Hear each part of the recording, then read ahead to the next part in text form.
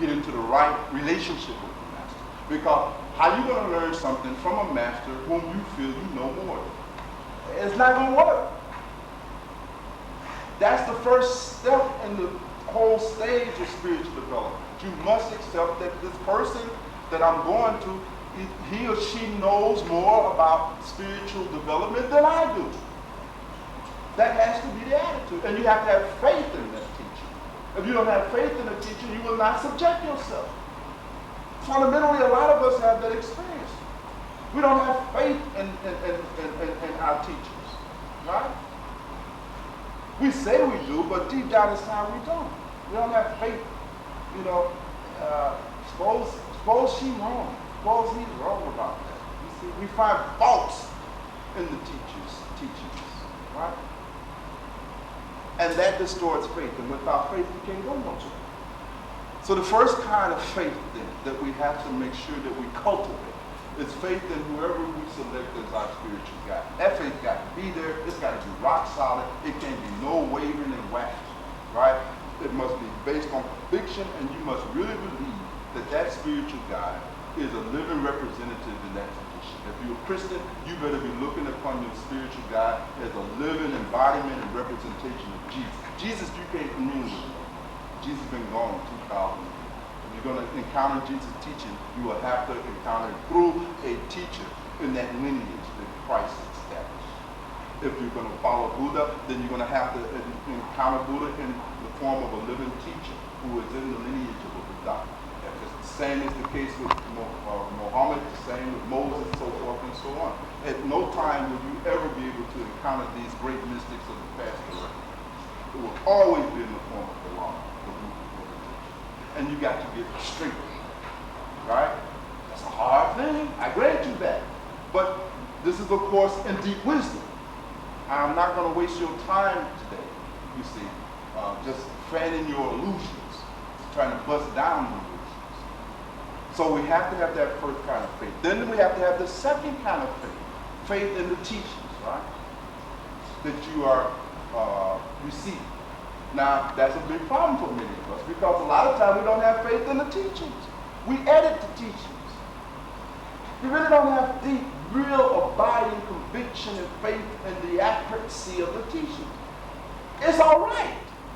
I'm not saying follow anything blindly. I'm saying, but you better use your intelligence and examine the teachings and find some way to be convicted of whatever teachings you select that you convict. It don't have to be this particular one or that particular one. But whatever you do, it better be rooted in some conviction. And you better have the right relationship to the teaching. As long as you are able to find faults in the teaching and accuracies in the teaching, you got doubt about the teaching. I don't know if Buddha was right on this point. I don't know if Jesus was right on this point. I don't know if the master is right on this point. I don't know. You know, as long as you got all of these doubts and you are constantly picking apart and finding you got some fault with the teaching, you can't follow the teachings. And if you don't follow the teachings, there can be no transformation. You see the point? How would you follow a set of teachings that you don't really have 100% conviction and confidence in? You will not follow those kind of teachings. And you will simply remain in this state of suffering. So we have to cultivate the right attitude toward the teachers in addition to the right attitude toward the teacher. And of course, without saying, we have to have confidence in ourselves, right? We got to make sure that we're not discouraged. You must have confidence in yourself that you can follow the teachers and attain their life. If you don't believe, Valerie, that you can be happy, can you be happy? You can't be happy. And some of us have bought that. I ain't going to never be happy. I mean, many of us have already accepted. We're submitted. You know, I had a chance to be happy 25 years ago, but I blew it, and so now I'm just substituting stuff as I go along right now. But I am never going to have the kind of life I wanted to bring about. That's all. I'm not ever going to obtain that career happiness. I'm just going to take whatever I can to go out.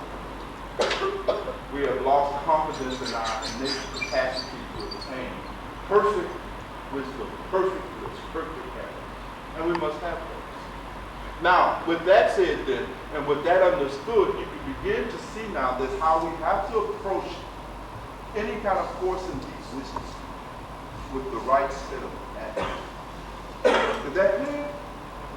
You see? And we have to examine ourselves closely and see to what extent we suffer from these particular mental deficiencies, psychological and emotional deficiencies, intellectual deficiencies. Yes, sister?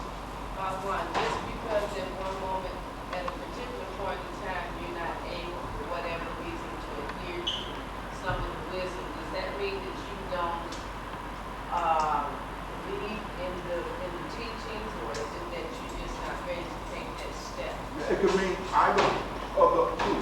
And again, I'm glad Rosie brought that out, because at no point should you take this personal as some kind of condemnation. What it really is saying that we all, as Papa have said, start out ignorant. These are some of the things we're ignorant about.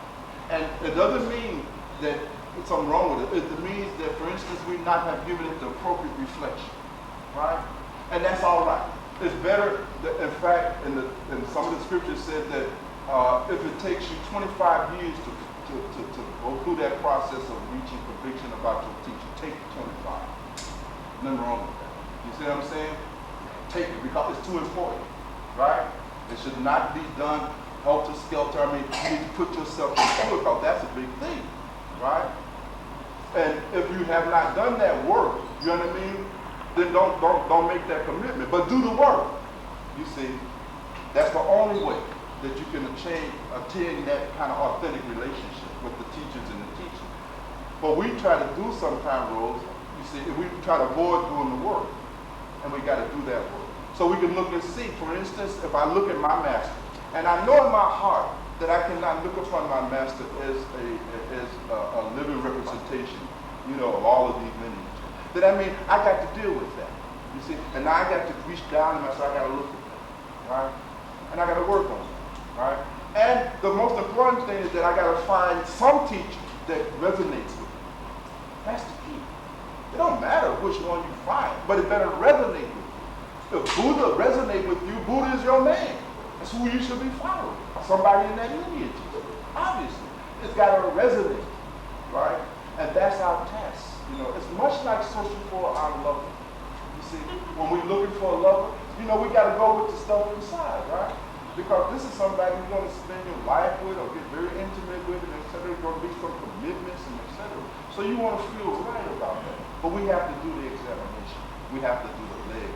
It should not be just following the teacher blindly because your friends are following it, or you heard this is a great teacher and all of this other nonsense. You know, you're not bringing your own relationship to the teacher. And without your own relationship to the teacher, you're not going to follow. It ain't a group phenomenon. You see? It ain't a group phenomenon. It's a very individual relationship. Very individual relationship. And we have to develop that and cultivate that. We have to have that. We really do. And so you may find that I'm not ready for that. That's being honest with yourself. You see my point? You said that, look, I'm an average person. I got an average human existence. I'm strictly into distraction and trivia. You acknowledge your captivity to trivia. I'm just too overwhelmed with trivia. See what I'm saying? You acknowledging it. You're like an alcoholic who is now finally admitting you got a problem. Right? You're coming up out of denial. And that's one of the things that happens when we come to the master and the teaching.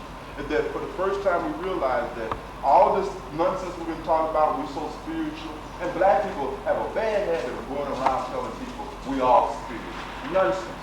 Most of us are simply religious and superstitious. Spirituality is a very different phenomenon. You see? And most of us discovered that, my God, I ain't so spiritual after all. You see? You're hitting something now that is exposing, that's breaking through that mythology, our spiritual mythology that we've created about ourselves, right? That I'm a great seeker of truth. You know what I mean? I'm black and I'm very spiritual. We are all spiritual. Nonsense. You know, you run up against that wall and you see, I can't give up my truth. No. I understand the teachers, I love the teachers, I want to go there, but damn, I can't give up this truth. Or you discover you just doing that inferior human thing. You see what I'm saying? that you can't give up your indulgences. You understand? You can't give up your 2 or 3 women, your 2 or 3 men, and your sugar daddy this, your sugar daddy that, your wrong living arrangement. I mean, you can't give up that stuff. You know, you can't give it up. You're being honest. You see. Now, there's a possibility now, right? You know where you need to work. You know, now you need to reflect. Right? So this is the way I want to spend my life, just chasing trivial. You know, you need to reflect now. And that reflection will take you to the next level, right? But none of us can escape the reflection. That's the point. We have to sit down and we really have to look and see what it is that we want to do with our life. Do we want to live it at the inferior level? Okay, but be clear that you just living your life at an inferior, meaningless level. Be clear and don't play no games with yourself. Don't talk no more about your interest in religion and spirituality. Stop it, for God's sake. You understand? You're deluding yourself. You're going to drive yourself insane. Right? Just accept. You're born, you're acting, and that's it. If you live in that average, trivial, meaningless, distracted, full of nothing but entertainment, playing games, looking for every game you can find, every program on TV you can get, every movie you can see and rent. You understand? If you live in this kind of average, mediocre life, then accept that you're just an average, mediocre person. You're addicted to this crap. And then reflect. This how it is. This all I want to take in my book. But don't deceive yourself. Come out of that deception. And all of that happened the moment we encounter authentic teaching. You can tell when you encounter teachings that are not authentic because it doesn't interfere with them. Now you can go on just living that triple shit life. No problem. No problem. Because it's not required. Nothing is required of you. You see? Nothing is required. The average human birth love those kind of religions where nothing is required. No meditation, no restraint, no real moral development, none of that. Just, you know, Sunday go to meeting. Perfectly. The average mindset. The mediocre mind, but they don't want nothing new. They're looking for a religion that don't interfere with their life. True, authentic religion is definitely going to interfere with your life. You'll know it like that. It's going to naturally, definitely mess with your life. It's going to definitely challenge you. So nothing wrong with that, Sister Rose. That is what we're talking about. Bring your intelligence into it. Bring your reflection into it. So that whenever you act, whether it's 20,000 years from now, you're acting in sincerity. Right? And it is the sincerity that pays off. You see? So never act prematurely. I used to always say, hold out for initiation until you can't hold out no longer. That was his policy. You know what I mean? Don't jump right away. You hear the teachings, you get all you know, right? You start fantasizing about becoming a Buddha and going in and getting cities and supernatural powers and discovering your rebirth. Your first wave of motivation is out of your fantasies, right? Maharaji knows that out of that fantasy, you initiate you and you ain't gonna do nothing. In 2 weeks, you ain't doing no meditation. You ain't going to satsang. Your studying has ended because you were driven out of fantasy in the first place. You see, Maharaji said, wait. You see, wait. Wait till you gotta have it. Wait till it's like student went to the master in search of initiation, and the master took the student down by the riverside. The student thinking he's going to be initiated, immediately pounced upon him, slammed him under the water, held his head down.